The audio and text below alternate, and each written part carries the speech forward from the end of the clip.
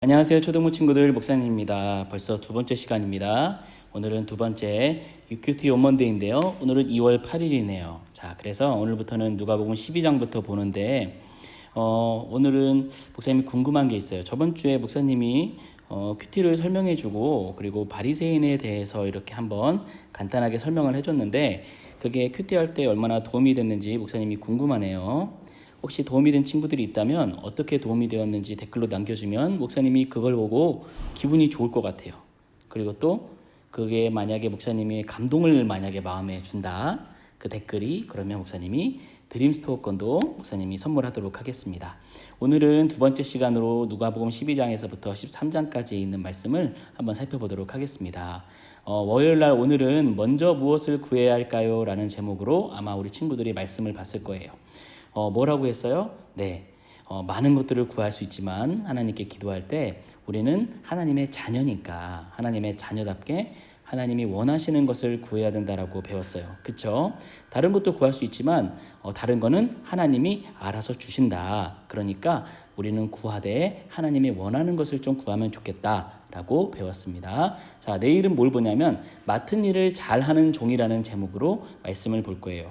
이거는 뭐냐면 예수님께서 가시면서 우리에게 제자로서 그리고 자녀로서 우리가 해야 되는 여러 가지 일을 맡기셨어요.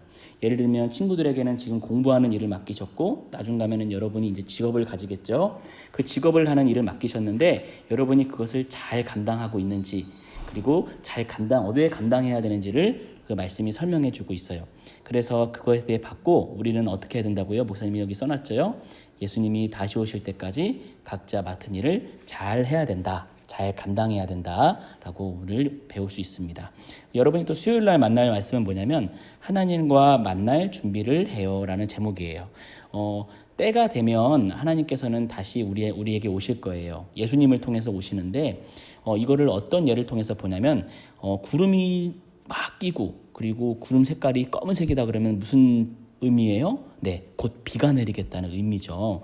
그렇게 어떤 일이 벌어지기 전에는 징조라는 게 있어요. 징조. 근데 하나님이 오시기 전에도 징조가 있을 거예요. 예수님이 오시기 전에 분명히 징조가 있을 건데 이제 지금처럼 이렇게 세상이 악하고 하나님에 반대하는 게 바로 그 징조거든요. 그러니까 우리는 준비를 해야 되는 거예요. 우리가 이때 하나님을 만난 준비를 해야 된다라는 말씀을 수요일 날 볼 겁니다.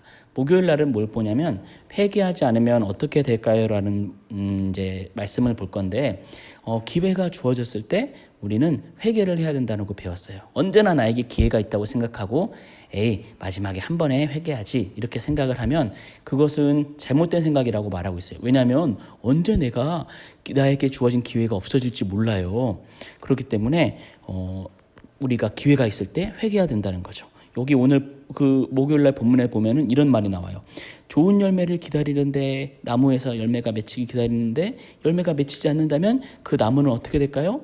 네, 주인이 그 나무를 도끼로 찍어버린다 그러네요. 왜? 열매를 맺지 못하니까. 자, 그래서 기회가 주어졌을 때 우리는 우리의 열매를 맺고 회개해야 된다라고 배울 거고 금요일 날을 배울 건 뭐냐면 한 이야기인데 매였던 여자를 풀어주셨어요 라는 이야기예요. 이거는 안식일 날 있었던 이야기인데 안식일은 아무 일도 안 하고 휴식을 하면서 하나님께서 우리에게 주신 거룩한 일들을 생각하는 날이에요. 근데 한 율법사가 어떤 사람이 회당장이었죠. 회당장이 예수님이 안식일에 일하는 걸 보고 굉장히 뭐라 그래요. 근데 그 한 일이 뭐였냐면 매였던 여자, 즉 병에 시들렸던 여자를 고쳐주신 일이었어요.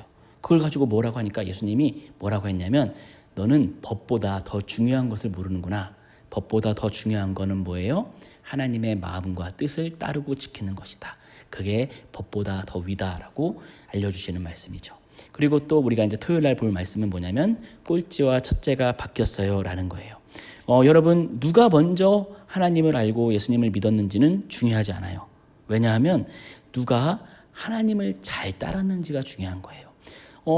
목사님, 제 친구를 제가 전도했기 때문에 제가 더 먼저 있는 거 아닌가요? 그거는 몰라요. 왜냐하면 나중에 믿은 친구가 우리 전도한 친구보다 하나님을 더 잘 믿을 수 있고 뜻을 더 잘 따를 수 있기 때문이죠. 그렇기 때문에 여러분이 누가 먼저 믿었고 누가 나중에 믿었고 이거 가지고 자랑한다면 그건 바보예요, 바보. 자, 오늘은 뭘 볼 거냐면 금요일 날 말씀 중에서 매였던 여자를 풀어주셨어요에 나오는 한 배경의 이야기를 목사님이 볼 거예요. 그 중에서 회당이라는 것을 목사님이 오늘 가르쳐 주려고 해요. 회당은 굉장히 중요해요. 성경에 굉장히 많이 나오는데 오늘 목사님이 읽어보는 본문에도 나오죠. 이렇게 나오네요. 10절에 보니까 예수님께서 안식일에 한 회당에서 가르치실 때 이렇게 나오죠. 여러분, 회당이 뭔 줄 알아요? 여러분은 잘 모를 거예요. 이거 쉬운 거 아니야. 교회라고 생각하면은 100점은 아니에요. 한 80점 정도 되는 거예요. 교회와 회당은 다르거든요. 그리고 14절에 보니까 또 뭐가 나와 있어요? 회당장이 나와 있죠. 회당장이 예수님이 병 고치는 걸 보고 화를 내어서 그리고 하지 말라 이렇게 말을 하네요. 자, 10절과 14절을 보니까 회당은 뭐 하는 곳인 것 같아요? 네, 가르치는 곳 같아요. 그렇죠? 가르치는 곳. 예수님께서 회당장에서 가르쳤으니까 회당에서. 그리고 14절을 보니까 회당장은 어떤 사람 같아요? 회당의 장이니까 회당의 최고의 책임자는 어떤 사람 같으냐면 이렇게 명령할 수 있는 사람 같기도 하네요. 그렇죠? 하지 말라 이렇게 목사님이 줄 쳐는 거 보니까 이렇게 나와 있고, 그리고 신약 성경이 굉장히 많은데 우리 저번 주에 봤던 말씀 중에 바리새인들이 뭘 좋아한다 그랬어요?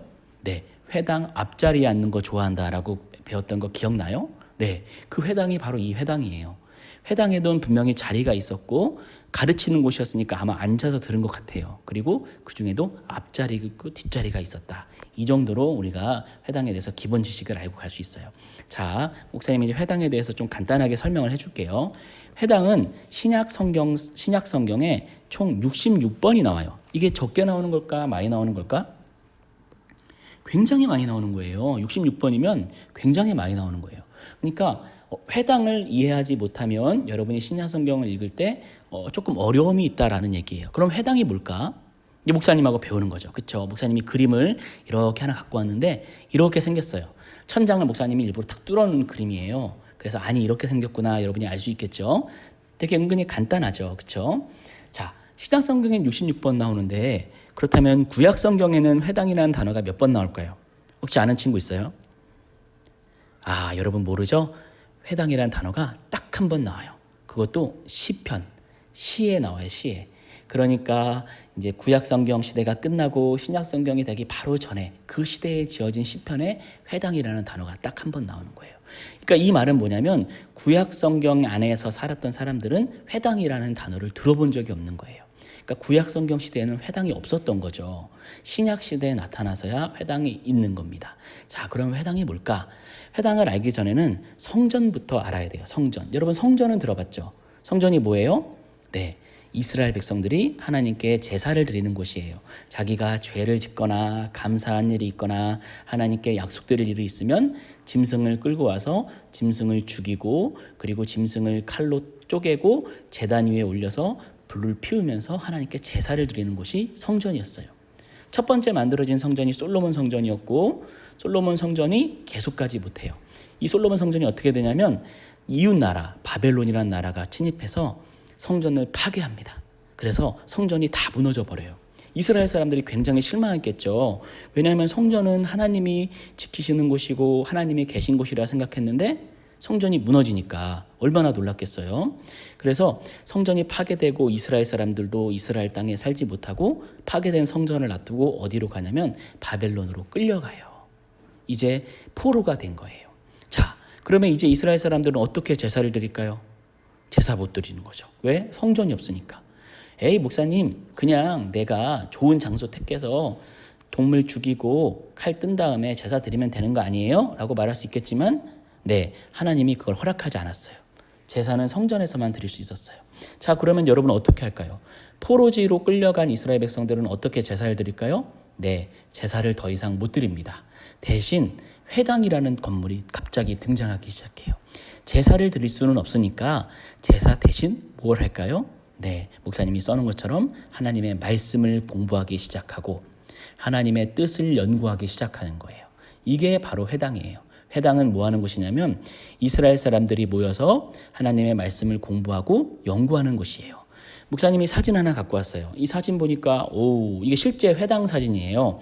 이게 어디에 있는 거냐면 목사님이 실제로 가봤어요. 여기서 가봐서 사진도 찍고 이 근처에서 하루도 묵고 했는데 이게 이스라엘에 가면 갈릴리 호수 알죠? 갈릴리 호수 바로 옆에 있는 회당이에요. 아마 예수님 당시에 있었던 회당이거든요. 그렇기 때문에 예수님이 여기에 발걸음을 옮겼던 회당일 거야. 그래서 여기서 여러분이 발바닥을 타타타타닥 다 딛잖아? 그러면 아마 예수님과 발바닥이 한번 딱 마주칠 거예요. 그렇죠? 그래서 목사님도 발바닥을 다 마주치려고 그랬는데 너무 넓어. 그래서 다 못했어요. 이렇게 생겼어요. 회당이요. 그렇죠? 되게 크죠? 여기서 뭐 한다고요? 네, 말씀을 공부하고 연구하기 시작하는 거예요. 그래서 자격 있는 남자, 즉 죄가 없고 그리고 깨끗한 남자라면 누구나 여기서 성경을 읽은 다음에 회당에 모인 사람들에게 가르칠 수 있었어요. 그 예가 어디 나오냐면 누가복음 4장에 보면 이렇게 나와요. 목사님이 읽어볼게요. 예수님께서 자라신 곳 나사렛에 이르자, 여기는 나사렛에 있는 회당인가 봐요. 안식일에 늘 하시던 대로 어떻게 했다고요? 회당에 들어가사 성경을 읽으려고 섰다. 그러니까 예수님은 안식일마다 회당에 들어가신 거예요. 그리고 회당에 들어가셔서 성경을 읽으려고 서신 거예요. 자, 이거 섰다는 말은 뭐냐면 당시에는 오늘날처럼 각자 성경책이 있는 게 아니에요. 큰 두루마리로 회당마다 성경이 한 권씩 비치가 돼 있는 거야. 그러니까 성경을 읽고 싶으면 앞에 나가서 큰 성경책을 찾아서 읽어야 되는 거예요. 사람들에게 읽어주는 거죠. 그래서 어떤 책을 읽었나 보니까 선지자 이사야의 글을 드리거늘, 누가 좋겠습니까? 회당을 책임지는 사람이 이제 성경을 읽으려고 예수님 앞에 나가니까 예수님에게 성경책을 준 거고 이사야 글을 읽은 거죠. 그래서 읽었는데 읽은 걸 책을 딱 덮고 다시 그 책을 성경책을 맡은 자에게 주고 나니까 20절에 사람들이 다 이게 주목하게 보는 거죠. 근데 21절에 예수님께서 막 뭐라 그러는 거예요. 너희가 이제 목사님이 22절부터 27절까지 안 써놨는데 어떤 내용이냐면 너희가 선지자가 이렇게 가르쳤는데 너희는 못하고 있다. 선지자는 이렇게 하라 그러는데 너희는 지금 안 하고 있다. 막 뭐라 그러니까 회당에 있는 사람들이 많이 모여 있었나 봐요. 28절에 보니까 회당에 있는 자들이 화가 난 거죠. 아니 저 사람이 우리에게 죄가 있다고? 우리가 잘못했다고 하는 거야 지금? 그러면서 화가 나가지고 예수님을 어떻게 한다고요? 옆 동네 회당에서 쫓아내서 상 난떨어지까지 끌고 가서 밀어서 떨어뜨리려고 하는 거예요. 그러니까 회당에 앉은 사람들이 다 모였다고 해서 하나님의 말씀을 배우고자 해서 다 착한 사람들은 아닌 거예요. 자기의 생각이 있고 자기의 뜻이 있는 사람들이 있었던 거죠. 그래서 보면은 회당에서는 제사를 드릴 수는 없었으나 말씀을 공부하고 연구하는 곳이었고 또 어떤 곳이라고 돼 있어요? 네, 하나님께 예배하는 곳이었고 이곳에서 거의 모임을 가졌대요. 예를 들면 오늘날 어떤 곳일까? 회의실 같은 거죠. 여기에 모여서 동네마다 회당이 있거든요. 그럼 동네 일을 의논하고 동네를 결정하는 그런 일을 한 데가 회당입니다. 자, 우리 초등부 친구들, 이제 성경책에서 회당이라는 말이 나오면 우리 친구들은 쉽게 이해할 수 있어요. 왜? 목사님이 설명해 줬으니까. 자, 그래서 이제부터 성경 읽을 때 회당 나오면 회당은 이스라엘 백성들이 제사를 드릴 수 없어서 성전이 없으니까 제사를 드릴 수 없어서 말씀을 공부하고 연구한 곳이지, 그곳에서는 남자라면 누구나 성경을 읽은 뒤 가르칠 수 있었지, 그리고 그곳에서는 하나님을 예배하기도 했고 자주 모임을 가졌었지, 이렇게 이해하는 우리 초등부 친구들이 되기를 바랍니다. 자, 목사님과는 다음 주에 볼게요. 다음 주에 뵐게요. 안녕.